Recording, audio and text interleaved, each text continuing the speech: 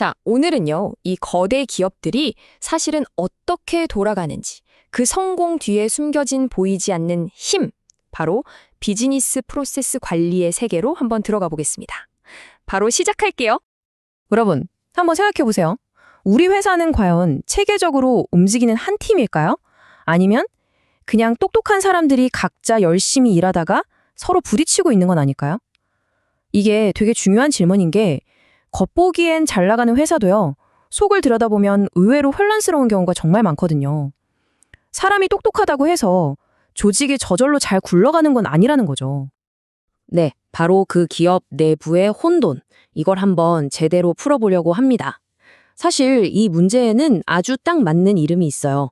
바로 비즈니스 사일로라는 건데요. 이게 도대체 뭘 의미하는지 지금부터 같이 한번 파헤쳐 보겠습니다. 사일로가 뭐냐면요. 말 그대로 부서들이 각자 자기만의 섬이 되어버리는 거예요. 서로 소통도 안 하고 다리도 없고 상상만 해도 답답하죠. IT 부서는 자기들만의 프로그램을 쓰고 영업 부서는 자기들 실적에만 목숨을 걸고 이렇게 각자 자기 자리에서 최적화를 하는데 이게 모이고 모여서 결국 회사 전체의 발목을 잡는 그런 보이지 않는 거대한 벽이 되어버리는 겁니다. 자, 그럼 이 답답한 혼돈을 해결할 열쇠는 없을까요? 있습니다. 바로 여기에 있어요. 비즈니스 프로세스 관리, 우리가 줄여서 BPM이라고 부르는 겁니다. 여기서 중요한 건요. BPM이 무슨 특별한 소프트웨어나 시스템 이름이 아니라는 거예요. 이건 조직 전체를 바라보는 생각의 틀, 완전히 새로운 관점이라고 보셔야 합니다. IT 분야에 관여해 있는 기관이죠. 가트너가 2007년에 내린 이 정의가 정말 핵심을 꿰뚫고 있어요. BPM은 뭐다? 프로세스 중심으로 생각의 축을 옮기는 거다.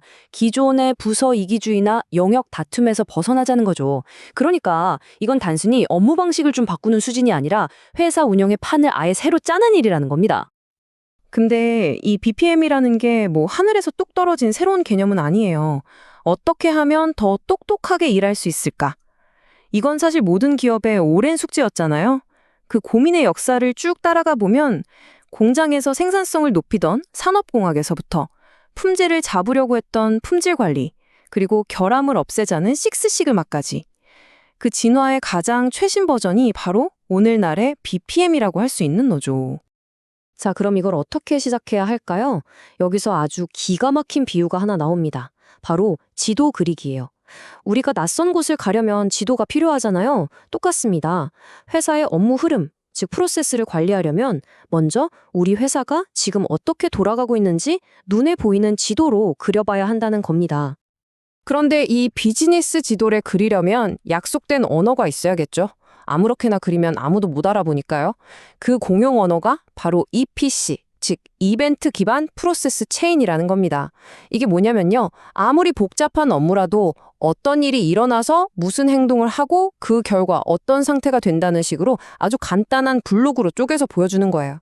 정말 강력한 도구죠. 자, 여기 아주 간단한 예시를 한번 보세요. 되게 쉬워요. 첫 번째, 예약 문의가 들어왔다는 이벤트가 발생합니다. 그럼 뭘 해야 하죠? 두 번째, 예약 문의를 확인한다는 기능을 수행하겠죠. 그리고 그 결과 세 번째, 예약 문의 확인이 끝났다는 새로운 이벤트 상태가 되는 겁니다. 어떤가요? 이벤트, 기능, 이벤트.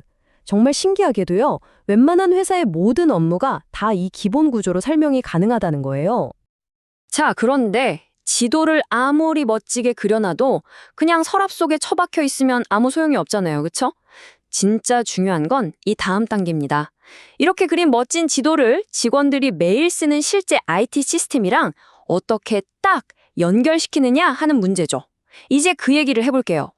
그래서 BPM에는 크게 두 가지 측면이 있다고 말합니다. 첫 번째는 비즈니스에서 모델로, 단계. 이건 말 그대로 이상적인 업무 흐름의 청사진을 그리는 거예요. 전략을 짜고 개념을 잡는 단계죠. 그리고 두 번째는 모델에서 실행으로. 이 청사진을 실제 소프트웨어, 즉 애플리케이션으로 살아 움직이게 만드는 겁니다. 기술적이고 실질적인 단계라고 할 수 있겠죠. 하나는 어떻게 일해야 하는가를 정의하는 거고 다른 하나는 정말로 그렇게 일하게 만드는 거라고 보시면 됩니다.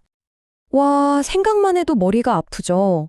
비즈니스도 알아야 하고 IT 기술도 알아야 하고 도대체 이런 복잡한 일을 누가 다 한다는 걸까요? 여기서 드디어 이 이야기의 주인공이 등장합니다.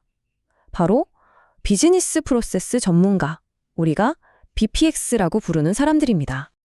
이 BPX라는 사람들은요, 한마디로 비즈니스 세계와 IT 세계를 이어주는 다리 같은 역할을 해요. 현업 부서에서는 이런 기능이 필요해요 라고 말하고, 개발팀에서는 기술적으로는 이렇게 구현돼요 라고 말하잖아요. 그 둘 사이에서 양쪽의 언어를 모두 이해하고 소통하면서 최고의 프로세스를 설계하고 또 그게 제대로 구현되도록 만드는 정말 중요한 전문가들인 거죠. 이 BPX 전문가의 길도 단계가 있습니다. 보통은 어소시에이트 레벨에서 그 여정을 시작하는데요. 경력으로 치면 한 2년 차까지의 주니어 전문가들이 여기에 해당돼요. 이제 막 프로세스 팀에 합류해서 기본기를 탄탄하게 다지는 그런 단계라고 생각하시면 됩니다.